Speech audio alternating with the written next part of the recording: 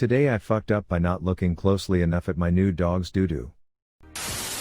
Warning, some audiences may find this content disturbing. View at your own discretion. Welcome to the House of Reddit.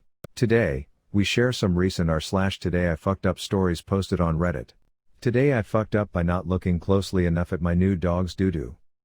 This is the most horrifyingly disgusting thing that has ever happened to me.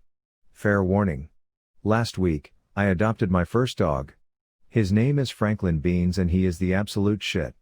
Apparently his last owner was the human equivalent of a wet sandwich without any condiments on it. My dude was not in great shape when the Fosters got him a few weeks ago. Since coming home, Frankie B has been a real treat though. He has, unfortunately, had some nervous shit. I took this as further proof that Franklin and I were meant to be. My butthole is also afraid of working in new places. Yesterday morning, I woke up in bed with my partner and Beans. My alarm goes off around 6 and I wake up to start another glorious day of teaching first graders online. Yes, I have recently developed a drinking problem. As I'm fixing my tea in the kitchen, I hear a tiny dog fart. Franklin Beans is taking a shit in my living room. Oh rats. This seems like a slide backwards in the progress we made this week. Whatever. I go grab a baggie to remove the dookie from my beautiful original hardwood floors and see that there are worms on it. Little flat white 1/4 inch moving goddamn worms. I freak the fuck out, quietly because my partner is still sleeping. As I'm cleaning this up, I remember a Reddit post about a cat with worms and rush to my bed to find just what I suspected, hundreds of tiny little dead dried up worms. I unsuccessfully do my best to coax my partner to the couch without scaring him. I take Franklin outside to let him get the evil out of him. He immediately starts shitting again. But wait, that doesn't even look like poop, it looks like more and bigger worms. Dear God. Poor Franken is now dragging his tiny little snake hole across the cement, desperately trying to get these fuckers to unlatch. It was breaking my heart, so I tried to use the plastic bag I carry for his booty presents to pull the stowaway from his tunnel. Guys, this worm was at least 6 inches long. It was horrifying. On our walk around the block, this happens about 10 more times. By the time we reach my apartment, I'm honestly impressed that I haven't fainted or screamed or thrown the whole dog out into a neighbor's bin. I get back to my apartment and then the poor little dude is still scooting all over those beautiful wood floors I mentioned previously. I call up the vet and start describing the nightmare that I am living, because at this point I'm pretty sure my dog is just a big cute bag of worms. While pacing around, I step in something watery. I reluctantly look down to see what appears to be a writhing fistful of ramen noodles in a puddle of strawberry jam. I lose my absolute shit and let out a blood-curdling scream. This only frightens poor little Beans into releasing more worms from his bowels. I cancel my first live lesson and rush this spaghetti maker over to the vet for a drop-off appointment, so I can get home and teach those tiny little psychopaths about verbs and shit. Around lunchtime they call me to diagnose him as having a literal butt-ton of tapeworms. We talk care and recovery and I, still, am feeling slightly proud of myself for being as calm as I am. I hang up the call and return to my students, who are finishing up with lunch. As I log into the team's meeting, I see one of my students eating the worst possible food for this day. A fucking cup o' noodles. I can no longer handle this situation. In a shameful display of squeamishness, I proceed to vom all over my couch. On camera. In front of students and parents. Children are shrieking. I'm shrieking. I have no idea how I'm going to explain this on Monday. Making myself look utterly insane in a pet store. My partner and I stopped in at a pet store to buy food and litter for our cats. This pet store is part of a chain that works with rescue agencies in our area. Each location has an adoption center where cats who are deemed ready for adoption are kept. My partner has a sister whose name we shorten to Cat.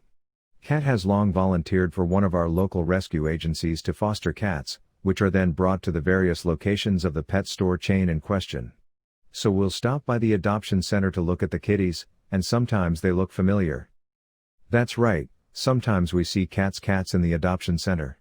Of course, she takes care of so many at any given time that it's hard for me to keep track. But when I recognize one, I get pretty excited to see them ready to find humans of their very own. The pet store location where it has the adoption center nearer to the front of the store than most other locations, and so I went to look at the cats while my partner stood in line nearby. Then I see them? Two sister kittens who are eerily familiar. I remember one of them because of her name, and the other one because she looks like a younger version of one of our guys. I look up at my partner, and I ask very loudly, "Are these cats?" "I think these are cats." I look at him, and he's just staring at me with a very concerned look on his face.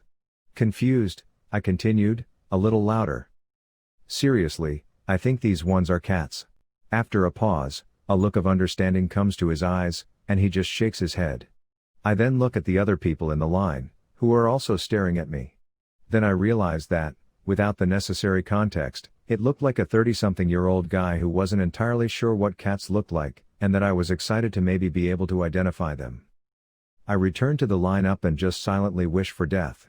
When we make it out of the store, my partner tells me that even he wasn't sure what I was talking about at first, and was wondering if he should bring me to a hospital, before he understood what I was trying to say. Today I fucked up by calling my doctor for some anti-itch cream. This did happen today, minutes ago actually, and I'm still mortified. I'm 33 weeks pregnant, and with that comes a whole lot of uncomfortable symptoms. Well, my newest complaint is a mild yeast infection. While not horrible, it's still pretty annoying and uncomfortable. I had an OB appointment yesterday, so I told the nurse practitioner what was up. She took a peek, confirmed what I already expected, and sent me on my way with the promise of a medicated cream. Instead of writing me a physical script, they call it into your pharmacy for you. I'm told to go pick it up in 2 hours. My husband swings by the pharmacy for me on the way home from work, and by the time he gets home I'm in the process of getting my toddler ready for bed. He tosses the bag on the counter and comes to help. Once our son is successfully put to bed, the first thing I do is go to grab my cream for relief. I open the bag, and it's not my cream. No, it's pills that I hadn't picked up yet because I didn't need my refill yet.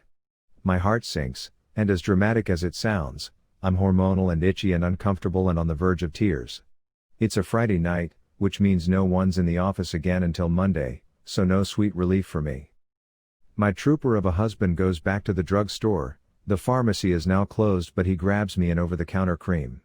It made it worse, so I take a Benadryl for the itch and call it a night. I'm obviously not going to suffer until Monday, so I call the nurse's line to my OB's office. I explain the situation. They ask if it can wait until Monday.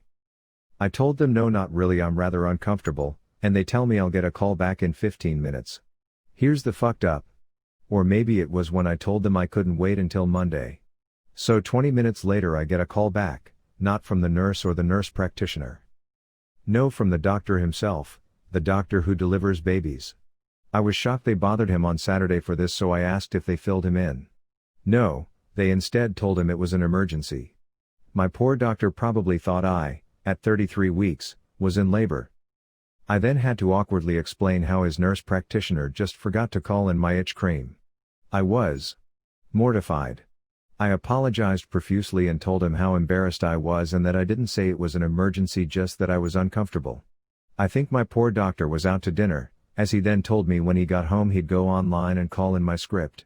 I again told him how embarrassed I was and that I was so sorry for disturbing him. He laughed and reassured me he's gotten much crazier and embarrassing calls and not to worry. He was great about it, and being professional, but I still can't get the image of him enjoying dinner. Getting called away for an emergency thinking he'd have to leave and deliver a baby on Saturday night, just to find out it was a patient with a yeast infection looking for their itch cream. My doctor visit this week should be fun. I'm still going to be mortified and apologize the whole time. If you enjoy this video, please be sure to like, share, comment, and subscribe. If you have any suggestions for future videos, please let us know in the comments below. Turn on the notifications to know when we post new videos. Thank you for coming to the House of Reddit.